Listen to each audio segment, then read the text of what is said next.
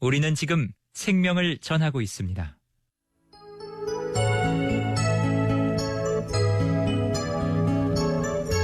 내 너를 위하여. 오늘은 광주 서구 풍암 신흥로에 위치한 주안의 교회 강동환 목사님의 말씀으로 함께합니다.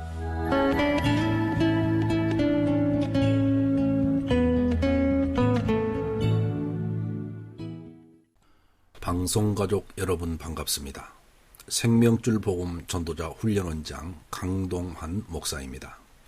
오늘도 저는 여러분과 함께 로마서에 게시된 복음을 더 깊이 이해하기 위하여 기록된 말씀을 따라가며 묵상하겠습니다. 사도 바울은 로마서 1장에서 이방인들의 죄를 드러내고 있습니다. 바울이 먼저 이방인들이 지은 죄를 밝히는 것은 복음이 그들에게 효력이 있으려면 가장 먼저 죄가 하나님 앞에 드러나고 그 죄를 시인하고 고백할 때에 구주 예수를 만날 수 있고 구원의 길이 열리기 때문입니다. 21절입니다. 하나님을 알되 하나님을 영화롭게도 아니하며 감사하지도 아니하고 오히려 그 생각이 허망하여지며 미련한 마음이 어두워졌나니. 사람이 하나님을 알면서도 하나님을 영화롭게 하지 아니하는 것이 죄의 뿌리입니다. 여러분, 이것이 왜 죄의 뿌리가 될까요?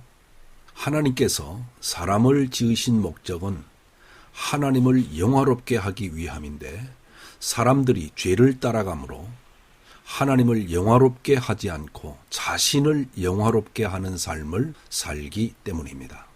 또한 하나님께 감사하지 아니하는 것이 죄인들의 속성이며 삶입니다.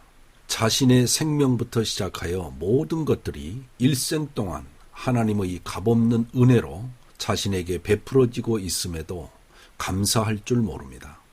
그렇게 살아가며 생각이 허망해지고 미련한 마음이 어두워지는 것은 죄의 결과입니다.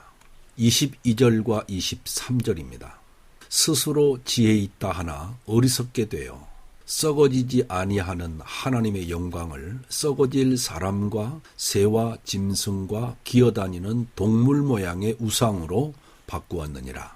여러분, 사람들이 하나님을 떠나 살 때 날이 갈수록 어리석게 되다가 필연적으로 빠지게 되는 늪은 과연 무엇일까요? 결국은 피조물을 우상으로 삼아 섬기는 우상 숭배에 빠지게 됩니다. 하나님을 모셔야 할 자리에 우상을 세워 섬기는 것이지요. 사람들이 우상을 섬기니까 우상이 사람보다 위인 것처럼 생각되지만 사실은 그렇지 않습니다. 우상은 거짓된 형상으로 실제하지 않습니다. 그러면 우상이 어디서 나오는 것입니까? 사람의 마음이 우상을 만들어내는 공장이며 우상의 주인입니다. 성경에 보면 하나님이 아닌 것은 다 우상인데 우상을 숭배하다가 복을 받지 못했다고 생각하거나 마음에 들지 않으면 섬기던 우상을 갈아치웁니다.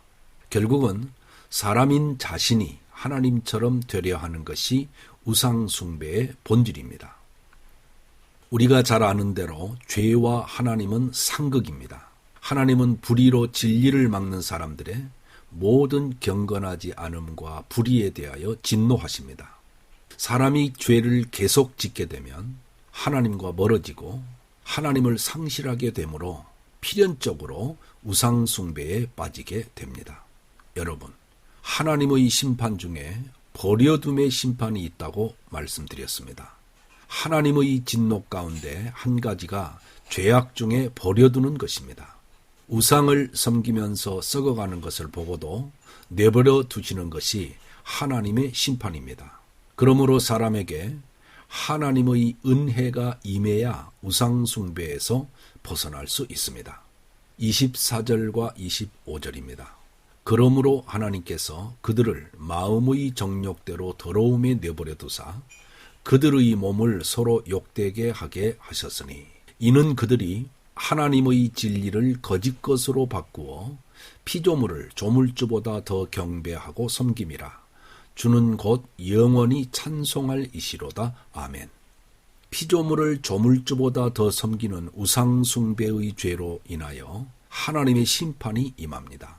하나님은 그들의 마음을 정욕과 더러움에 내버려 두셨다고 하셨습니다.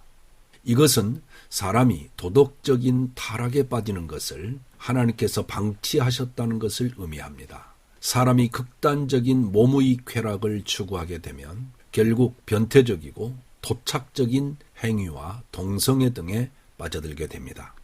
26절과 27절입니다. 이 때문에 하나님께서 그들을 부끄러운 욕심에 내버려 두셨으니 곧 그들의 여자들도 순리대로 쓸 것을 바꾸어 영리로 쓰며 그와 같이 남자들도 순리대로 여자 쓰기를 버리고 서로 향하여 음욕이 불릴 듯하며 남자가 남자와 더불어 부끄러운 일을 행하여 그들의 그릇 때문에 상당한 보응을 그들 자신이 받았느니라. 여러분, 순리는 무엇이며 영리는 무엇입니까? 순리는 하나님의 창조의 원리와 질서를 따르는 것이고 영리는 그 법을 거스려 불법을 행하는 것입니다. 하나님께서 사람을 창조하실 때 남자와 여자를 만드시고 성의 결정권을 하나님께서 가지셨습니다. 그러므로 사람이 태어날 때 하나님이 주신 생물학적인 성을 따라 사는 것이 순리입니다. 남성은 남성으로, 여성은 여성으로 사는 것이 순리입니다. 하나님께서 남녀간 이성끼리 사랑하게 하신 원리를 따라 남녀가 서로 사랑하여 결혼하고 가정을 통해서 자손을 낳게 하신 것을 따라 사는 것이 순리입니다. 하나님은 사람이 출생할 때 남성 혹은 여성으로 생물학적 성을 천부적으로 받게 하셨습니다. 그러므로 남성으로 출생한 사람은 남성답게 성장하도록 남성성을 길러줘야 하고 여성으로 출생한 사람은 여성답게 성장하도록 여성성을 길러줘야 합니다. 그러나 요즘 세계적인 대세는 성을 생물학적인 성, 천부적인 성으로 규정하지 않고 사회적이고 문화적인 성 개념인 젠더로 정의하고 있습니다. 그 이유는 성의 결정권을 하나님이 아닌 사람이 선택할 수 있도록 하기 위함입니다. 그렇게 법을 바꾸어 합법적이 되게 하고 하나님께서 세우신 원리를 대적하고 있는 것이 영리입니다. 현재 서구 사회의 많은 나라들은 성의 자기 결정권이나 소수에 대한 차별금지나 인권보호 등을 내세워서 동성애 범죄를 묵인하고 동성결혼도 합법화시키고 있으며 그 영향이 우리나라에도 미치고 있는 현실입니다.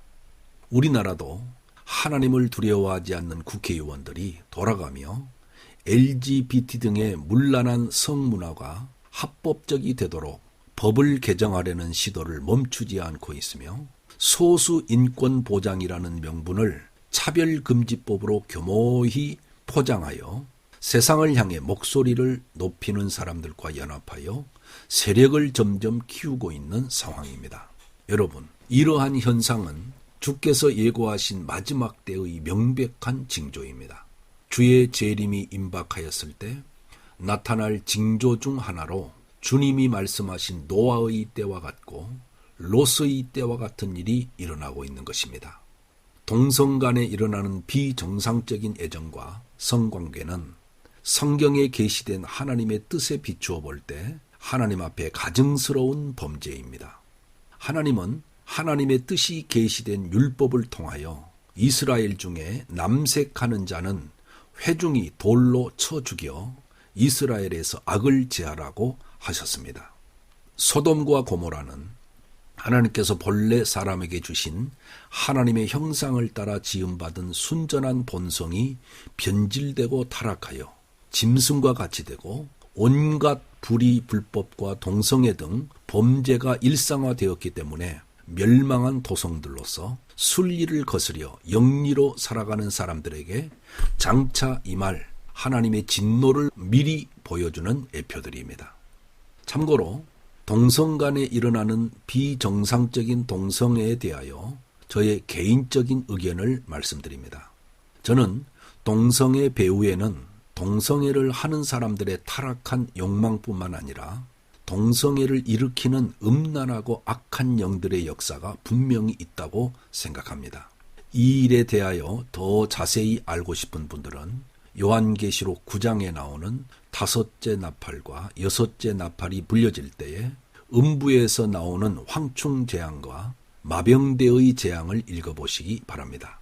실제적으로 동성애라는 영리를 계속 추구하게 되면 그들 자신이 그 영리에 따른 상당한 보응을 받게 된다고 성경은 증언하고 있습니다. 그중 남성 간의 동성애는 에이즈의 주된 전파 경로라는 것이 의학적 통계로 입증되고 있습니다. 에이즈는 하나님께서 본래 사람들에게 주신 면역 체계를 파괴하고 결국은 비참한 죽음에 이르게 하는 무서운 질병입니다. 그러나 그리스도인들은 조심해야 합니다. 동성애자들을 무조건 정죄하거나 혐오하거나 차별해서도 안 되며 옹호하고 조장하거나 인정해서도 안 됩니다. 동성애라는 죄는 용납할 수 없지만 그들이 회개하고 돌이킬 수 있도록 사랑하고 불쌍히 여기는 마음으로 복음을 전해야 합니다. 우리는 구약과 신약을 동시에 하나님의 말씀으로 받는 그리스도인이기 때문입니다. 그리스도인은 동성애라는 죄를 용납할 수 없으며 우리 사회에서 합법적이 되도록 방치할 수 없습니다. 그러나 죄인을 사랑하신 예수 그리스도의 마음으로 그들을 대하여야 합니다. 언제든지 그들이 회개하고 복음으로 돌아오고 교회 안에 하나님의 자녀들이 될 수 있도록 그들을 사랑하는 마음으로 인도해야 할 것입니다. 아멘.